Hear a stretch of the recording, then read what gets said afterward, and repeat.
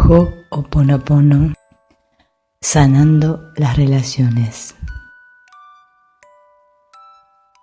Para entender las relaciones que llamamos personales, tendríamos que aclarar primero ciertos conceptos.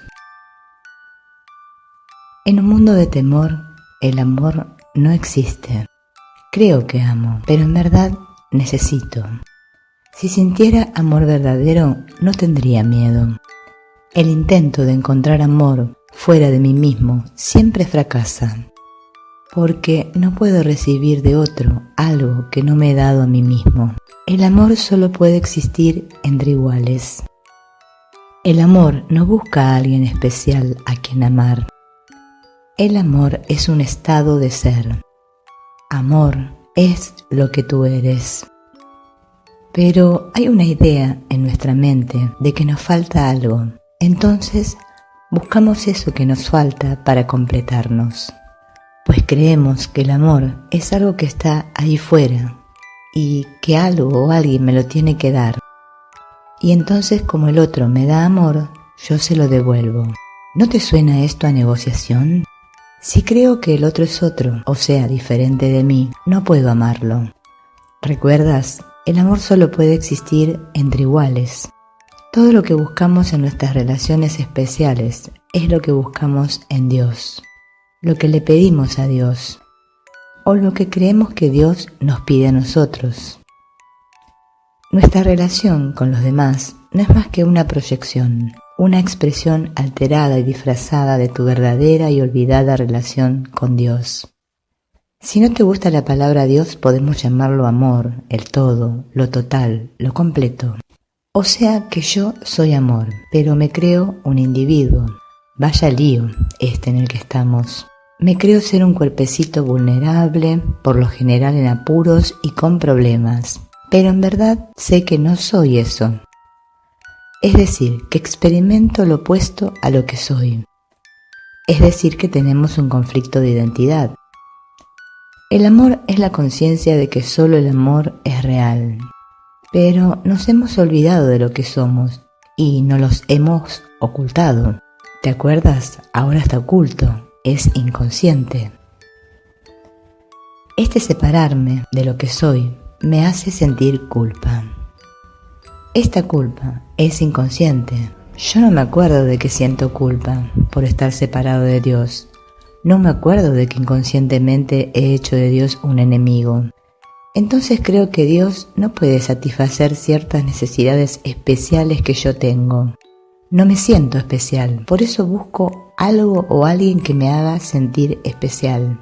Buscamos fuera de nosotros algo que nos haga sentir bien, que me haga olvidar de esa culpa. Entonces encontramos a alguien que en el nivel consciente lo hacemos símbolo de nuestro amor y decimos, sí, él o ella es muy especial, llena mi necesidad. Se completa la naranja. Encontré la mitad de la naranja que me faltaba. A nivel inconsciente te he hecho símbolo de mi culpa, a pesar de que a nivel consciente creo que eres el símbolo de mi amor. El propósito real que cumples es protegerme de mi culpa. Imaginen que nuestra mente es como un pote de vidrio dentro del cual está toda nuestra culpa. Lo que más queremos es mantener esa culpa asegurada dentro del pote. No queremos saber nada de ella. Queremos que esa tapa esté herméticamente cerrada. Mientras la tapa permanezca bien apretada, mi culpa no podrá salir al consciente y por lo tanto no sabré nada de ella. Permanecerá inconsciente. Es decir, mi pareja sería la tapa del frasco. Mientras la tapa se mantiene bien cerradita, nos llevamos bárbaro. Todo está requete bien, no hay duda. Es el amor de mi vida. Pero un día las cosas empiezan a cambiar. La tapa del frasco comienza a aflojarse. Mi culpa empieza a amenazar con salir a la superficie y escapar, lo que significa que me haría consciente de lo que estaba oculto ahí y vería todo eso que no quiero ver. Entonces me aterrorizo, porque de repente me encuentro frente a todos esos sentimientos terribles que tengo acerca de mí mismo. Bueno, Quiero volver a apretar la tapa lo más pronto posible.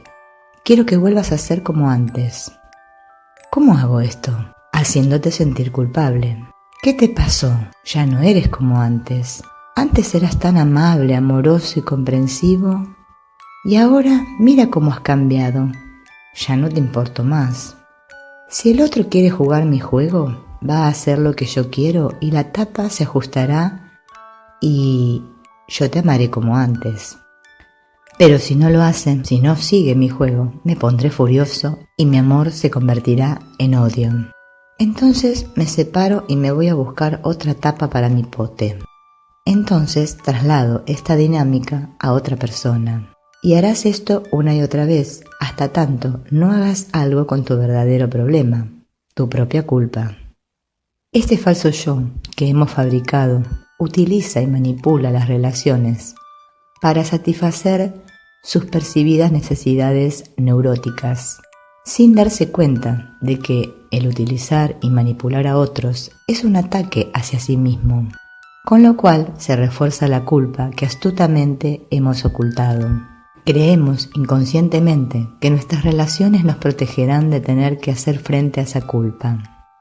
Sin embargo, estas relaciones jamás deshacen nuestra culpa verdaderamente, sino que más bien hacen la culpa real en nuestras mentes, al hacer real la necesidad de desarrollar relaciones de dependencia, las cuales nos defenderán de la angustia de nuestra culpa. Nuestro amor por otros se contamina así, al tener nosotros la necesidad de que otros nos aprueben, nos reconozcan. Ese es el reconocimiento y la aprobación que buscamos de Dios, pero como creemos no tenerla, la buscamos en nuestras relaciones. Es así como este amor es condicionado por la capacidad de las personas de convertirse para nosotros en esta tapa del frasco. Lo que realmente nos duele es que el otro amenaza nuestro especialismo. Te sientes traicionado, estafado, desilusionado. El amor especial no es amor en absoluto, sino apego. Lo que crees amar son cualidades, ídolos que has juzgado como buenos y especiales. Entonces, primero tenemos que practicar el verdadero perdón, agradecer a esos que llamamos otros por estar en nuestras vidas para mostrarnos todo lo que tenemos que sanar en nosotros. Y así podremos aprender a relacionarnos con nosotros mismos. Y desde ahí, desde esa relación integrada contigo mismo, aprenderás a amar.